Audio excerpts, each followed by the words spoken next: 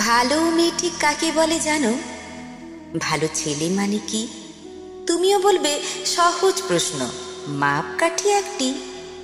যে মেয়ে পেয়েছে অঙ্কে 100, যে ছেলে ভূগোলের সেরা, তারাই তো ভালো। সবাই বলছে হীরের টুকরো এরা। কাগজে ওদের ছবি ছাপা হয়, টিভিতে দেখায় মুখ।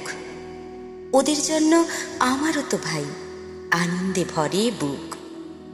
তবু কেন জানো তোমাকে বলছি, দেখে শুনে পাই ভয়। শুধু এত এত নম্বর পেলে কি ভালো ছেলে মেয়ে হয়? আচ্ছা ধরুন, যে মেয়ে পেয়েছে অঙ্কে অনেক কম, তার গান শুনে মুগ্ধ সবাই, হাততালি হরদম।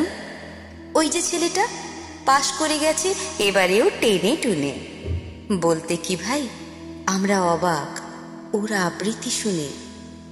নাটকেও তার নেশা আছে খুব, পরের বিপদে ছুটে।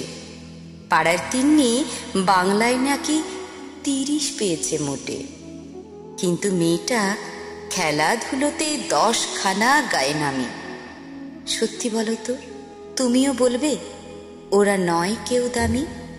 চাই যে অনেক ইঞ্জিনিয়ার, চাই আরো ডাক্তার, পাশাপাশি চাই শিল্পী, খেলুড়ে, স্নেহময়ী সিস্টার।